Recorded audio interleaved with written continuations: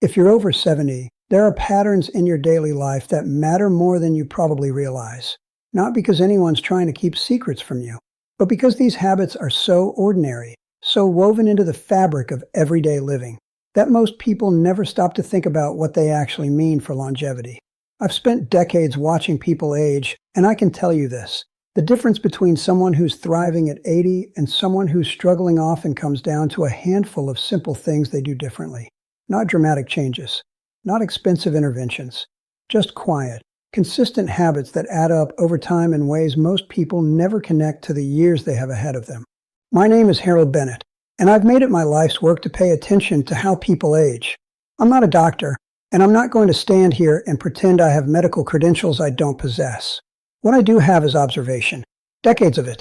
I've watched friends, family members, neighbors, and community members move through their 70s and 80s, and I've noticed things, patterns, connections between what people do on a Tuesday afternoon and how they're doing 5 years later. And what I've learned is that there are habits, small, seemingly insignificant habits, that extend life in ways that are both measurable and meaningful. Today, I want to talk with you about 7 of these habits. If you'd like more of these conversations, consider subscribing to this channel. I try to share what I've learned in a way that's honest and useful, without any hype or pressure. Just observations that might help you think about your own life a little differently. Let me start with something I've seen again and again, and it surprised me the first dozen times until I couldn't ignore the pattern anymore. The first thing I want to talk about is what happens when people stay curious about something, anything, after they turn 70. I'm not talking about taking up a complicated new hobby or going back to school for a degree. I'm talking about the simple act of remaining interested in learning something, even if it's small. Why does this matter? Because curiosity keeps your brain forming new connections, and those connections are directly tied to how well your mind works, which is directly tied to your independence, which is directly tied to how long you live with quality and dignity. Let me tell you about 2 women I knew, both 73, when I first noticed the difference between them. Margaret had always been sharp, but somewhere in her late 60s, she decided she'd learned enough. She stopped reading new books because she knew how they all ended anyway. She stopped asking questions because she figured she'd heard all the answers. She settled into a routine that never varied, never challenged her, never asked her to think about anything unfamiliar. Susan, on the other hand, decided at 72 that she wanted to understand how her smartphone actually worked. Not just how to use it, but how it worked. She started watching videos, asking her grandchildren questions, reading articles. Then she got curious about photography because the phone had a camera. Then she wanted to know about the birds she was photographing. 5 years later, Margaret was struggling to remember conversations from the day before. She seemed smaller somehow, less present. Susan was planning a trip to a nature reserve 2 states away because she'd read about a bird migration she wanted to see. Same age, different outcomes. The difference wasn't intelligence or education or money. It was curiosity. Studies have shown that people who engage in mentally stimulating activities throughout their 70s and beyond have significantly lower rates of cognitive decline. But you don't need a study to see it. You just need to pay attention to the people around you. What does this look like in practice? It means asking yourself every few months, what's something I don't understand that I'd like to know more about? It doesn't have to be grand. It could be how bread rises, or why the sky changes colors at sunset, or what makes jazz different from blues. The topic doesn't matter nearly as much as the act of pursuing it. This keeps your mind flexible, and flexibility in your mind translates to flexibility in your life, which translates to more years of independence. The next thing I've noticed has to do with how people move their bodies throughout the day, and I need you to listen carefully to this part because it's not what you think. I'm not talking about exercise routines or gym memberships. I'm talking about something much simpler and, in many ways, more powerful. The habit of getting up and moving every hour or so, even if it's just for a minute or 2. Here's why this matters more than you might realize. When you sit for long periods, and I mean truly long periods, 3 or 4 hours without getting up, your body starts to shut down certain processes. Your circulation slows. Your muscles begin to atrophy, even if you can't feel it happening. Your balance mechanisms get lazy because they're not being asked to do anything. And all of this, quietly and invisibly, shortens your life. Not dramatically, not overnight, but consistently, year after year. Research tells us that prolonged sitting is associated with higher mortality rates, even in people who exercise regularly. Your body wasn't designed to be still for hours at a time. I knew two men, both 76, both retired. Joe would settle into his recliner after breakfast and stay there, mostly, until lunch, then again until dinner, then again until bed. He'd get up for the bathroom, for meals, but otherwise, he was still. Frank, on the other hand, had developed a habit years earlier. Every time a commercial came on the television, he stood up. He didn't do jumping jacks or run in place. He just stood. Sometimes he walked to the window. Sometimes he stretched his arms over his head. Sometimes he just stood there for 30 seconds and sat back down. 3 years later, Joe fell getting out of his chair and broke his hip. The recovery was long and incomplete. He never quite got his strength back, never quite trusted his balance again. Frank was still getting up during commercials, still moving through his house with confidence, still steady on his feet. The difference between them wasn't fitness level or genetics. It was the habit of moving frequently and consistently in small ways that added up. What I'm suggesting is this. Set something in your environment to remind you to stand up once an hour. It could be a timer on your phone. It could be a commercial break. It could be the end of a chapter in your book. Stand up, move for even 30 seconds, and sit back down. That's it. Your body will remember how to balance, your muscles will stay engaged, and your circulation will keep flowing. This small habit, repeated daily, can add years to your life by preventing the falls and decline that so often begin with prolonged stillness. I hope this is making sense so far. These aren't complicated interventions. They're small shifts in daily patterns that create meaningful change over time. The third thing I want to talk about is something most people don't connect to longevity at all, but I've seen the pattern too many times to ignore it. It has to do with whether people maintain regular contact with other human beings, not just living in the same house with someone, but actual conversation, actual connection, actual back and forth exchange of thoughts and feelings with someone outside their own head. Why does this matter for how long you live? Because isolation, real isolation, the kind where you can go days without a meaningful conversation, affects your body in measurable ways. It increases inflammation. It raises blood pressure. It disrupts sleep. It weakens your immune system. Doctors have noticed that socially isolated older adults have mortality rates comparable to people who smoke. Think about that for a moment. Loneliness is as dangerous to your longevity as cigarettes.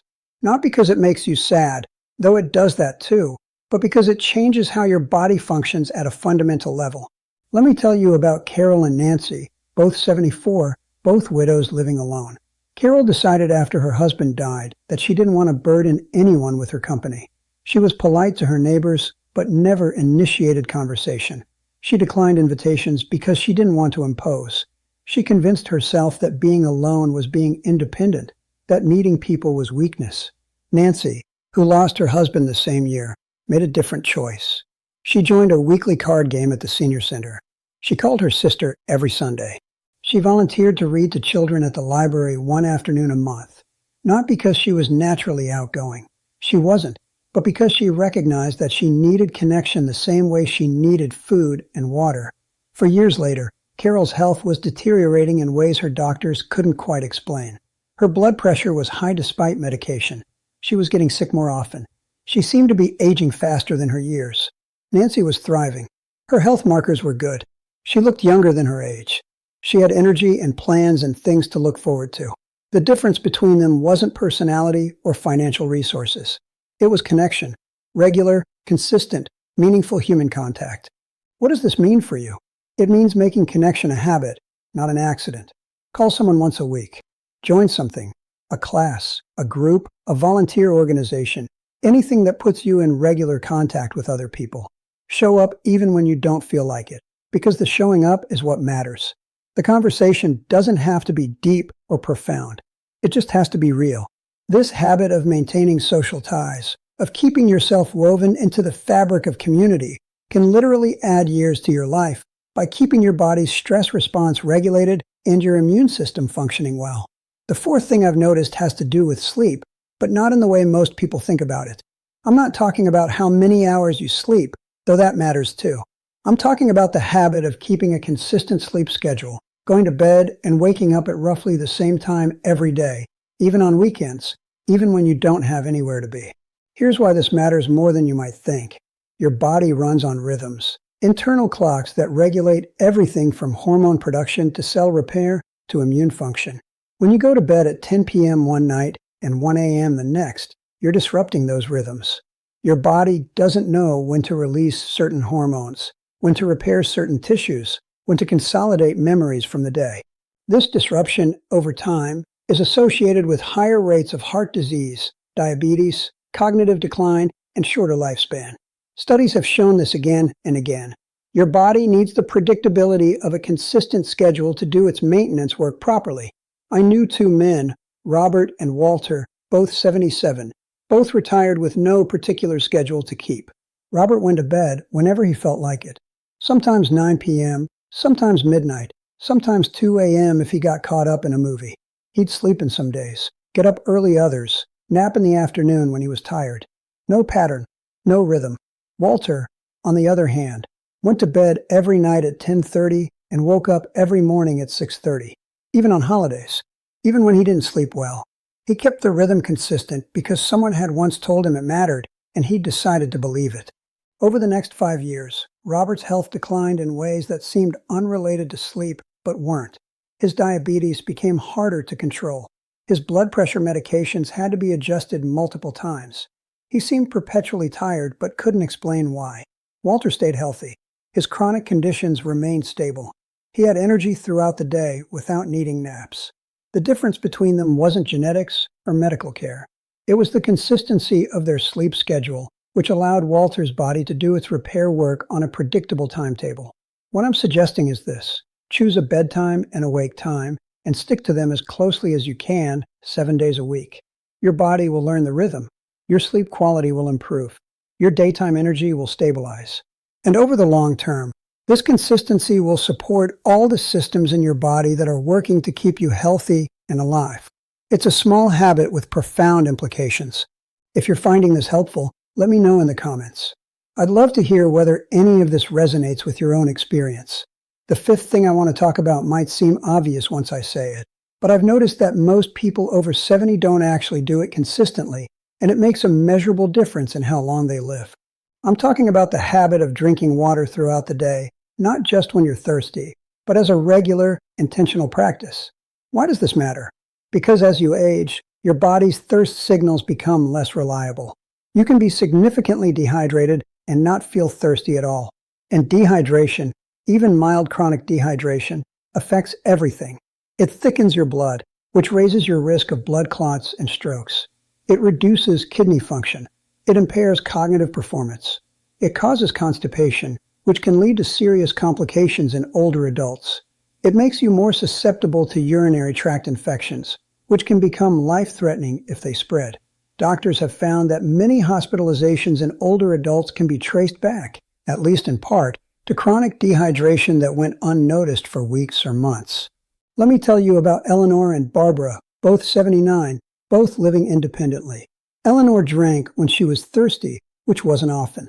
She'd have coffee in the morning, maybe a glass of something with lunch, and that was about it. She didn't think about hydration. It just wasn't on her radar. Barbara, on the other hand, had started a habit years earlier of drinking a glass of water first thing in the morning, another mid-morning, another with lunch, another mid-afternoon, and another before dinner. Not because she was thirsty, but because she decided it was something she needed to do, like taking her medications. Over the next 3 years, Eleanor was in and out of the hospital. Urinary tract infections, kidney stones, episodes of confusion that doctors eventually linked to dehydration. Each hospitalization took something from her, weakened her a little more, reduced her confidence and independence. Barbara stayed out of the hospital. Her kidney function remained stable. Her mind stayed sharp. She had more energy. The difference between them wasn't access to health care or underlying health conditions. It was the habit of drinking water consistently, which kept Barbara's body functioning the way it was supposed to. What does this look like in practice? Set out a water bottle or pitcher in the morning with the amount you want to drink that day, somewhere between 6 and 8 cups for most people. Make it visible. Put it where you'll see it. Drink from it at regular intervals throughout the day. You don't have to gulp it down. You don't have to drink when you're not thirsty. Just sip consistently. This habit, maintained daily, supports every system in your body and can prevent complications that shorten life and reduce quality of life in your later years. The sixth thing I've noticed has to do with purpose, and this one is harder to pin down because it's less concrete than drinking water or keeping a sleep schedule, but I've seen it matter enough times that I can't ignore it. I'm talking about the habit of having something to do that matters to you, something that gets you out of bed in the morning with a sense of purpose, even if that purpose seems small to someone else. Here's why this matters for longevity. When you have nothing to do that feels meaningful, your body responds as if it's preparing to shut down. Cortisol levels rise. Inflammation increases. Immune function declines. Your sense of time changes. Days blur together, weeks disappear, and before you know it, you've lost months to a kind of purposeless drift. Research tells us that people with a strong sense of purpose live longer than people without one, and the difference is measurable. It's not just psychological. It's physiological. Your body needs a reason to keep going, and when you give it one, it responds by maintaining the systems that keep you alive and functional. I knew two women, both 81, both in similar health at the start. Dorothy had nothing she needed to do. Her children were grown and busy with their own lives. She'd retired years ago and never found anything to replace the structure work had provided. She woke up each morning and wondered what she'd do to fill the hours until bedtime. Nothing felt important. Nothing felt necessary. Grace, on the other hand, had become the keeper of her family's history. She was organizing photos, writing down stories, interviewing relatives about their memories. It wasn't paid work. It wasn't prestigious, but it was hers, and it mattered to her, and it gave her a reason to get up each morning with something to accomplish. 3 years later, Dorothy's health had declined in ways that seemed almost like she'd given up. She moved slower, spoke less, seemed to be withdrawing from life itself. Grace was still working on her project, still engaged, still making plans for what she'd do next. She had energy and focus. The difference between them wasn't health or resources. It was purpose. Grace had something that felt meaningful, and that sense of meaning kept her body invested in staying alive and functional. What I'm suggesting is this. Find something, even something small, that gives your days a sense of purpose. It could be volunteering, or learning something new, or taking care of a garden, or staying connected with grandchildren, or any of 1,000 other things. The specific activity doesn't matter as much as the feeling it creates. The feeling that what you're doing matters, that you matter, that there's a reason to be here. This habit of maintaining purpose, of keeping yourself engaged with something meaningful, supports your health in ways that go beyond what any medication can do. Stay with me here. This next part is important. The seventh thing I want to talk about is something I've seen protect people's health and extend their lives in ways they often don't recognize until years later. I'm talking about the habit of saying no to things that drain you, and yes to things that restore you, even when that means disappointing people or going against what's expected. Why does this matter for how long you live? Because stress, real, chronic, unrelenting stress that comes from doing things you resent or spending time with people who exhaust you, damages your body at the cellular level. It raises your blood pressure. It disrupts your sleep. It weakens your immune system. It increases inflammation throughout your body. And all of this, accumulated over months and years, shortens your life. Doctors have noticed that people who feel they have no control over their time and energy, who feel obligated to say yes to everything, have worse health outcomes than people who protect their boundaries. Let me tell you about two men, both 75, both with families who made demands on their time. James said yes to everything, every request, every invitation, every expectation. He helped move furniture when his back hurt. He babysat when he needed rest. He attended events he didn't enjoy because he didn't want anyone to think he didn't care. He ran himself into exhaustion trying to please everyone, and he resented it, but he didn't know how to stop. Paul, on the other hand, had learned to say no. Not meanly, not with elaborate explanations, but firmly and kindly. When he needed rest, he rested. When he didn't want to do something, he declined. When someone asked for help he couldn't give, he said so. For years later, James's health was deteriorating. His blood pressure was difficult to control. He was exhausted all the time. He'd lost interest in things he used to enjoy because he had no energy left for himself. Paul was thriving. His health was stable. He had energy for the things that mattered to him. He maintained relationships without sacrificing himself to them. The difference between them wasn't selfish versus selfless. It was sustainable versus unsustainable. Paul had learned that protecting his own well-being wasn't optional, and that lesson kept him healthy and alive in ways that constant self-sacrifice never could have. What does this mean for you? It means recognizing that you have the right to protect your time and energy, even now, even at this age, even when people expect you to be available for whatever they need. It means practicing the phrase, "I can't do that," or "that doesn't work for me," without feeling guilty or offering lengthy explanations. It means choosing intentionally and regularly to do things that restore you rather than drain you. This habit of protecting your boundaries and your energy directly affects your stress levels, which directly affects your health, which directly affects how long you live and how well you live those years. Let me bring this together for you. What I've been describing are 7 habits that, individually, might seem small or obvious or even insignificant. But together, practiced consistently over months and years, they create a pattern of living that extends life in measurable ways. Staying curious keeps your mind sharp and engaged. Moving frequently keeps your body strong and balanced. Maintaining connections keeps your stress response regulated and your immune system functional. Keeping a consistent sleep schedule allows your body to do its repair work properly. Drinking water consistently prevents the complications that come from chronic dehydration. Maintaining purpose gives your body a reason to keep investing in your health. And protecting your boundaries reduces the chronic stress that damages you at the cellular level. These aren't miracle cures. They won't make you immortal. But they will give you more good years, more independence, more dignity, more time to do the things that matter to you. And that's what we're really talking about here. Not just living longer, but living better, staying functional and engaged and capable for as long as possible. I want you to think about which of these habits you're already doing well and which ones might be worth adding to your daily routine. You don't have to do all 7 perfectly. You don't have to start everything at once. Pick one, practice it until it becomes automatic. Then pick another.